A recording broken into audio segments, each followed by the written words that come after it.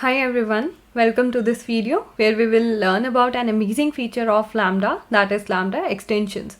And we will also learn how to use Lambda Extensions to augment and supercharge our Lambda functions. So my name is Aishwarya Sood. I am a software engineer and AWS trainer by profession. I am 3x AWS certified, also an AWS Academy accredited educator. You can connect with me on LinkedIn on this profile name, and you can also scan the QR code to quickly view my profile.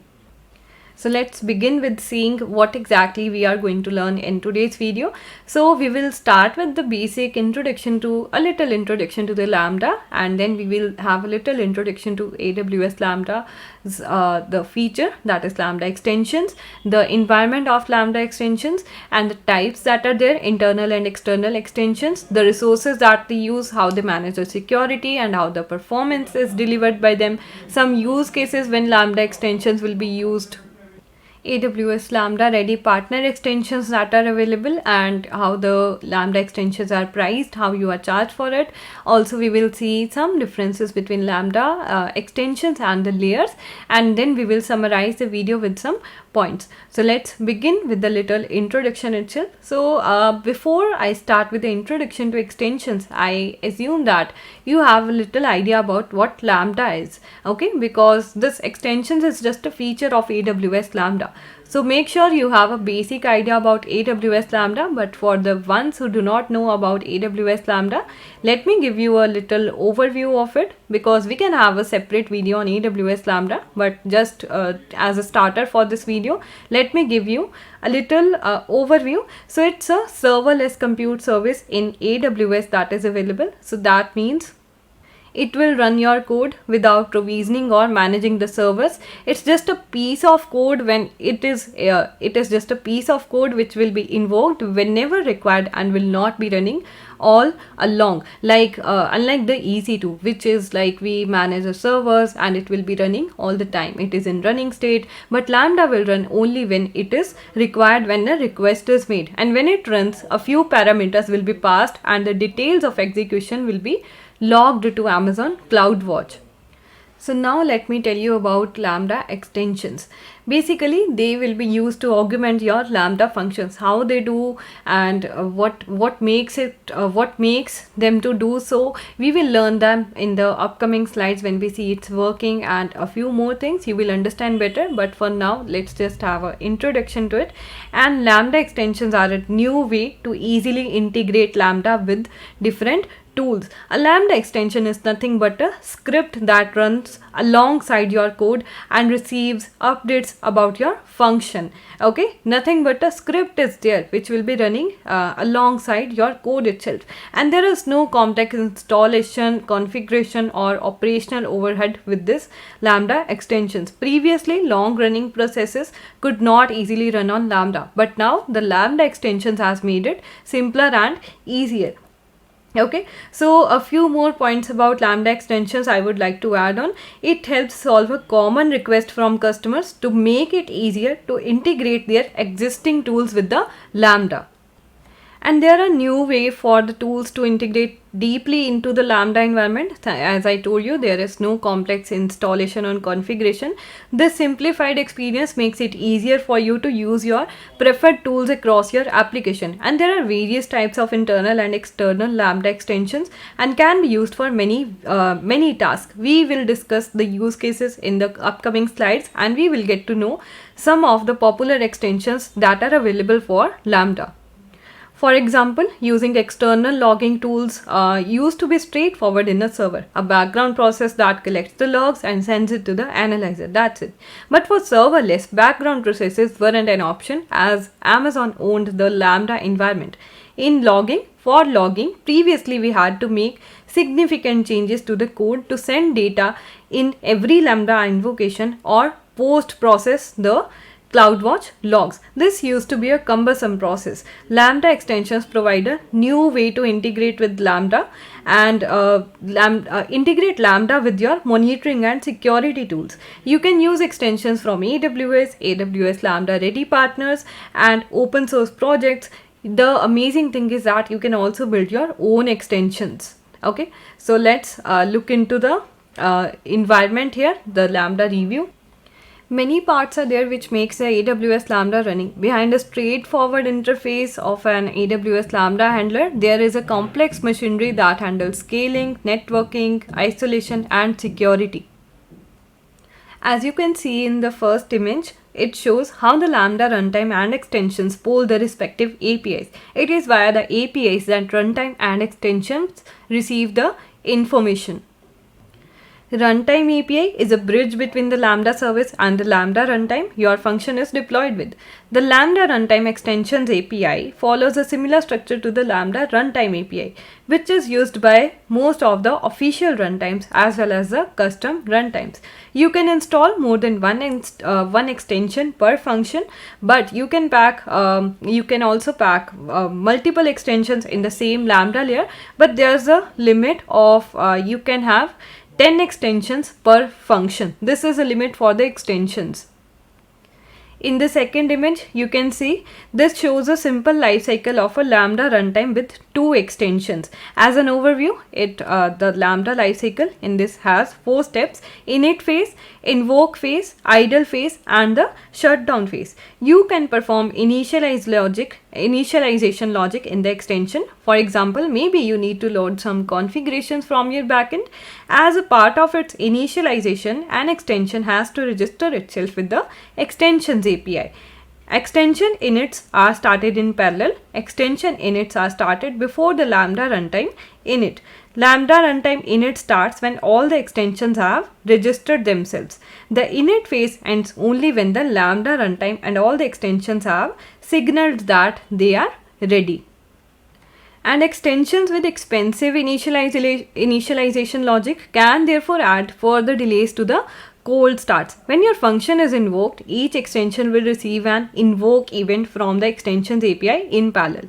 This kicks the extensions into the life. As your code runs, an extension can periodically sample CPU, memory, and network usage as an example. However, the Lambda service doesn't inform the extensions when your code has finished. Each extension can decide when it is done processing the invoke lifecycle event.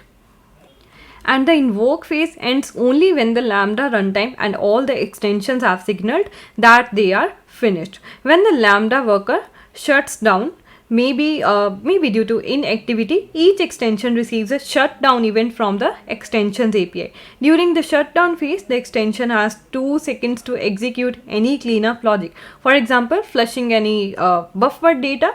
There is no extra charge for installing and running extensions, but a long running extension can add delay to the invocation and therefore incur some extra cost for the invocation. Extensions can impact the performance of your function since they are in the same resource as your code. They are using the same resources as your code. For example, the CPU, memory, storage, and network bandwidth. Whatever is your code using, they are also using the same resources. And given that most Lambda functions are input-output heavy, this is unlikely to be an issue in most of the cases. In fact, while your code is waiting for a response from, let's say, DynamoDB, the CPU is idle anyway. Now let's have a look at the Lambda's execution environment. Extension API builds on existing Lambda runtime API. Then it registers for function and execution environment lifecycle events. Extensions can use logs API to register to receive logs directly from the Lambda. So let me tell you about all of these APIs. First, about runtime API. AWS Lambda provides an HTTP API for custom runtimes to receive invocation events from Lambda and send responses data back within the Lambda execution environment. Okay, and extensions API, as an extension author, you can use the Lambda extensions API to integrate deeply into the Lambda execution environment. Your extension can register for function and execution environment lifecycle events. In response to these events, you can start new processes, run logic and control, and participate in all the phases of Lambda life cycle like initialization, invocation and shutdown, just as we saw on the previous slide. Then is the logs API. Lambda extensions can use the Lambda runtime logs API to subscribe to log streams directly from within the Lambda execution environment. Lambda streams the logs to the extension, and the extension can then process, filter and send the logs to any preferred destination.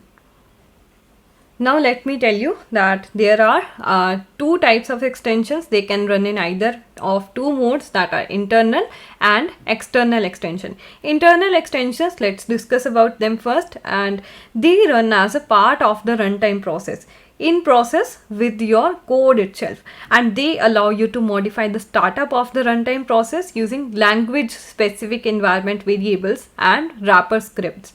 Internal extensions enable use cases such as automatically instrumenting code. They run within the runtime in process with your code as a separate thread. Okay, now coming to the external extensions, they allow you to run separate processes from the runtime, but still within the same execution environment as the Lambda function. External extensions can start before the runtime process and can continue after the runtime shuts down. They enable use cases such as fetching secrets before the invocation or sending telemetry to a custom destination outside of the function invocation, and these extensions run as companion processes to the Lambda functions. So we will see a little more details and the working of each of these extension types in the coming slides. So let's start with the internal extensions first. You can use internal extensions to modify the runtime process, and they are not separate processes. They run as a part of the runtime process itself. And Lambda provides language specific environment variables that you can set to add options and tools to the runtime. Lambda also provides wrapper scripts which allow Lambda to delegate the runtime startup to your script, and you can create a wrapper script to customize the runtime startup behavior. So what is this environment variables? What is this wrapper script? That you might be wondering. So this we will learn in the next slide. First, it is supported in two ways: the environment variables, which we will learn now, and then is the wrapper script. So let's first discuss about the first way that is there, which is the language specific environment variables. The first way of configuring language specific tunings for the internal extensions is through environment variables. So they will be picked up and used automatically by the runtime itself. Let's have a look at some of those. First is a Java tool options. Okay, it's a this environment variable is used to start the Java application with the custom command line options in the environments where the command line is not accessible, and typically this environment variable allows you to specify the initialization of tools, specifically the launching of native or Java programming language agents using the -agentlib or -java agent options. You can use this Java tool options with multiple other values. Then we have the second as a node options. This environment variable can be thought of as a Node.js equivalent for what we have learned just now for the Java tool options environment variable. Next is the .NET startup hooks. Okay, this environment variable, list of managed assemblies can be specified, so each of them will be called in the order provided before the main entry point. A typical use case for this environment variable is that it allows enabling agents at startup automatically without needing to activate them programmatically. So let me give you one example of using the internal extensions with using the Java tool options. Okay, just one example I am giving. There can be multiple other things, but let's have a look at this example. So this is an example of using Java tool options with the verbose class option. This is a Java tool options setting to track the loaded classes and their locations. You can use this maybe for troubleshooting when you don't know which version of a library is being used. So it's a kind of troubleshooting step that you can add using this environment variable. What you have to do basically is just in your Lambda function, which is using the Java runtime, just go there, add an environment variable with the key as Java tool options and value as -verbose : class. So let's look at what result it will give us when we give this environment variable to our Lambda function. So this is the result that you will get. When the Java processor starts and JVM starts with the -verbose : class option, in the log output you will be able to see all the classes that will be loaded and their locations, and this will help you in troubleshooting and understanding for exactly what's loading when your function invokes. So this was one option of using Java tool options with verbose class. You can use it for different agents and multiple other options as per your requirement, whatever you want to do with this. Okay, now coming to the second way. First way was to use the environment variables which were language specific, like we saw for Java, for Node.js and for .NET. But now we will be talking about the second way, which is a wrapper script. So you can create a wrapper script to customize the runtime startup behavior of your Lambda function. It enables you to set configuration parameters that cannot be set through a language specific environment variable. So this is what the difference is. If that can't be set through a language specific environment variable, you can go for a wrapper script. When you use a wrapper script for your function, Lambda starts the runtime using your script and Lambda sends to your script the path to the interpreter and all of the original arguments for the standard runtime startup. For example, the script can inject and alter the arguments, set environment variables, or capture metrics, errors, and other diagnostic information. One example can be that it can be deployed as a Lambda layer. The wrapper script can be deployed as a Lambda layer, and the script can be specified by setting this environment variable. So in the following example, what is happening? You create a wrapper script to start the Python interpreter with the -x import time. When you run the function, Lambda generates a log entry to show the duration of the import time for each import. So for this example, we can also show the demo for this. So I will tell you how you can use an internal Lambda extensions using the second way, that is a wrapper script.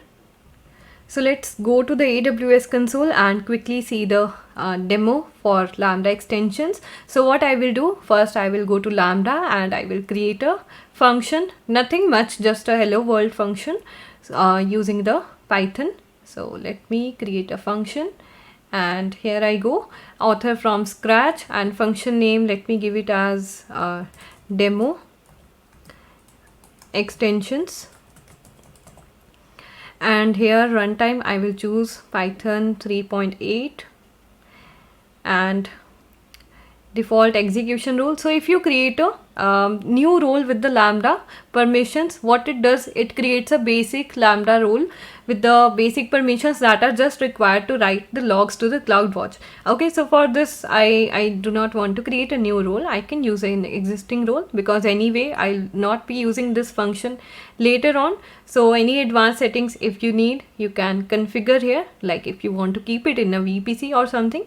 But for now we do not need any of these things, and I click on create function.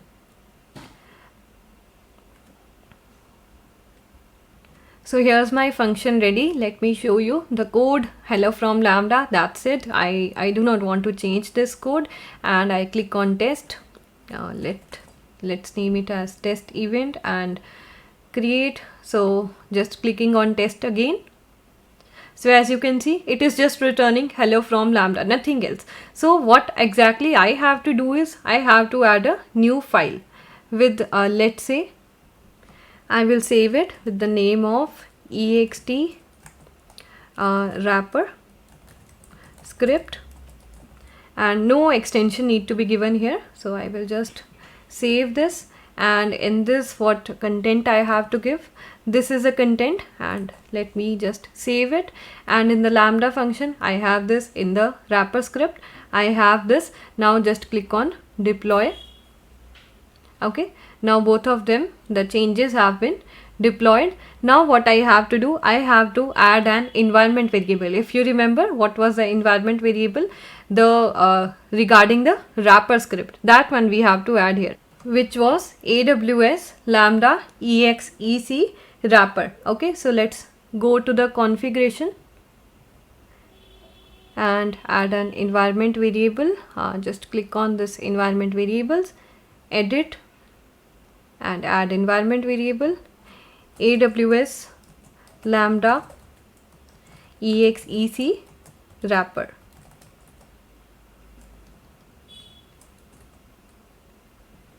And the value will be /var/task/ what was the name of the script that we gave, ext wrapper, sorry, ext, what name I gave, ext wrapper script. Yeah, I forgot it. Ext wrapper script was the name, and just add it. Now the environment variable has been added. Now let me get back on the code, and I will now test. So here I go. What I will do, I will just click on test, and let's see. It has not given the results. Let me just run it again. So actually the thing was that the wrapper script that has run only for one time. So when I clicked on test again, it was not running. So I have created, I just paused it, and I created the same lambda function with the same configurations that we have did earlier, and now I have not tested it. So what I will do, I will click on test now, and let me add a test theme, and we will see the output that I was telling you. Okay, so as you can see here, it has loaded the import time for each import. That's what has been done by the wrapper script. Okay, so it is done because of this wrapper script. You can see for all the imports, whatever was there, it has loaded the time for each of them. So this is how you can use a wrapper script. Okay, if it was a language specific environment variable, then also it was kind of same process itself. What you have to do, just have a lambda function, go to the configuration, and then add an environment variable, okay, like Java tool options, and give a specific value, and it will give you the results accordingly, whatever you are giving as a environment variable. This was for the wrapper script. You can also add this wrapper script or the extension, I would say, in the form of a layer. Okay, so this is how it can be configured. This was just a simple thing like how you can configure, but you will be using it based on your use case. Okay, so let's get back to the slides now, and let's discuss more about the external extensions now. So an external extension runs in a separate process from the lambda function. Lambda starts a process for each extension in the /opt/extensions directory. It runs as a separate processes, as I have told you previously also. It can start before the runtime process and can also continue after the runtime has shut down. And it can be written in a different language to the function. This is what is most important, the second point, and also the fourth point. It can be written in a different language to the function. Maybe you have written your language, your function in a specific language, and you can write an external extension in a different language other than the function. Okay, so Lambda will use an extension API to manage the extension lifecycle, and after the function has run to completion, Lambda sends a shutdown event to each external extension. So if you remember when I was telling you the execution environment, we have seen this process. For the functions that perform CPU intensive tasks, you should verify how much impact extensions have on your functions performance. Okay, and if you want to get started with the external extensions, there are a few samples on this GitHub repository. You can just go to this link, and you can get started with some of the extensions that are already there. But if your use case is something different, you can create your own extension as well. Now going to the next part, let me tell you about the resources that it uses, the security, how it manages, and the performance that it delivers.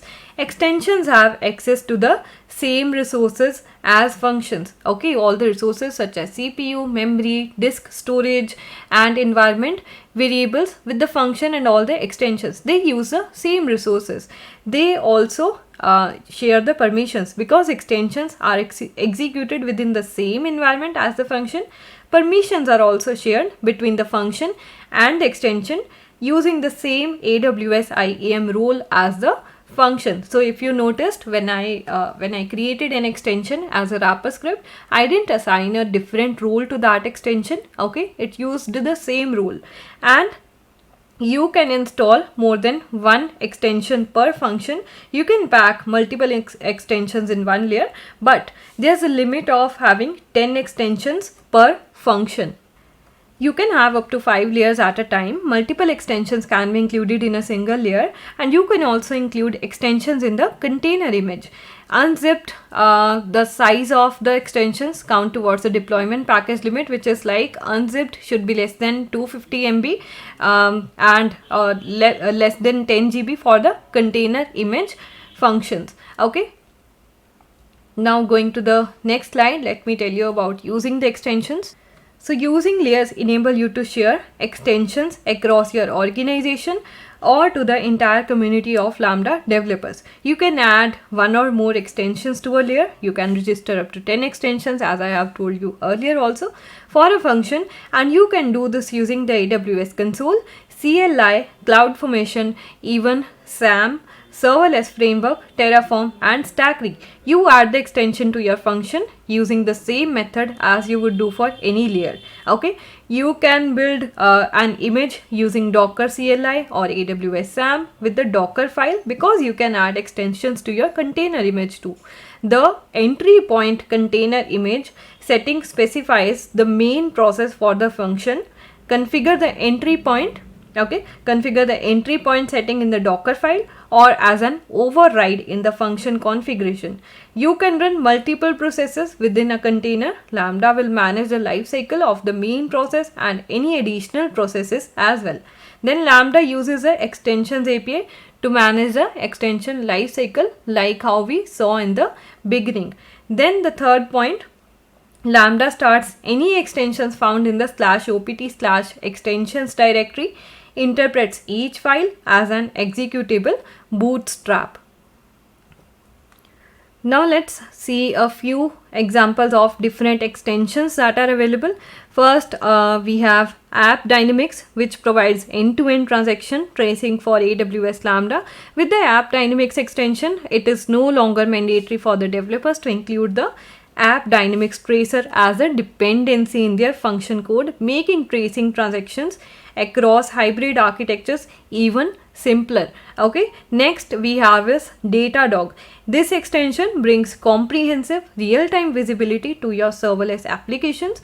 Combined with Datadog's existing integration of AWS, you will get metrics, traces, and logs to help you monitor, detect, and resolve issues at any scale. The Datadog extension makes it easier than ever to get telemetry from your serverless workloads. Then we have is HashiCorp.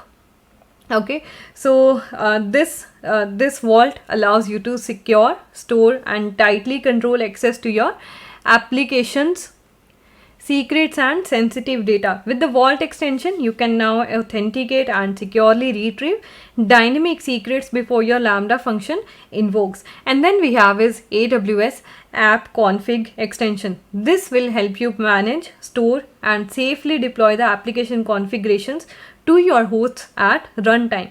This extension will integrate with Lambda and uses AWS App Config very easily, and developers will be able to dynamically change their Lambda functions configuration safely using robust validation features. And so there are a lot of extensions that are available. Some of the examples like App Dynamics, App Config, HashiCorp, and Datadog I have explained you. You can explore many more and you can get started with the extension of your choice. Now let's have a look at few of the use cases. So we can use extensions to capture diagnostic information before, during and after the function invocation. Also automatically instrument your code without needing code changes, okay, because we can add it as an extension whatever modifications we want. Then fetch configuration settings or secret before the function invocation, like just now we have seen with the external extensions. Detect and alert on function activity through hardened security agents. This also is possible, okay, with the extensions. You can use extensions from AWS, you can use from AWS Lambda partners. Also you can build your own extensions, okay. And this is it for the use cases. Now let's move towards the differences that many of you might be having in your mind. The Lambda layers versus extensions. I will tell you the pricing later, okay. Let me first tell you the Lambda layers versus extensions. There are not much differences, but just a few of them. Layers are helpful in multiple ways. The most prevalent way layers are used is for the custom runtimes. This means you can create a layer for a programming language that isn't officially supported for AWS. The other way layers are used to store code, not store but to share the code between Lambda functions. The code of a layer will be available when your function runs, so you can import it as if it were a part of your function. There can be a maximum of 5 layers per Lambda, and the sum of your function code layers and the layers has to be below 250 MB. Lambda extensions are deployed as Lambda layers. If you want an extension to your Lambda function but can't find that option in the AWS console, it's because an extension is simply a layer itself, and extensions are a special layer because they don't just supply your function with the custom runtime or a shared code, but they can run in the same process as your Lambda function and also in a separate process. And this separate process is started before your Lambda function is executed and stopped after it finishes. Since an extension runs it in its own process, Lambda will usually won't crash the extension, so it can take the time to find out what went wrong and send it to a monitoring service of your choice. So to summarize this all, Lambda layers are a way to add libraries, frameworks, util folders and custom runtimes to your Lambda function, and Lambda extensions are the Lambda layers that can run in a separate processes, which allows them to perform actions before and after a function executes, okay. And use cases are monitoring or secret gathering. So now coming to the pricing part, they share the same billing model as the Lambda functions, and you just pay for the requests that are served and the combined compute time which is used to run your code and all the extensions in 1 millisecond increments. Nothing different than the Lambda. Same thing that how we are charged for the Lambda functions, we will be getting charged with the same process itself, okay. And now to summarize what we have learned in today's lecture, we have learned how the extensions augment the Lambda functions, how they integrate deeply with Lambda. There is no complex installation configuration with the Lambda extensions. We have learned 2 types of Lambda extensions, that is internal versus external. Also what are the resources that they use, how secure they are, and the performance aspects of the Lambda extensions, how to use layers and extensions in Lambda container images. Also we have learned the differences between Lambda layers versus extensions, and also we have seen examples of a few extensions. So I hope you have understood everything from this video. We will meet in the next video. Thank you.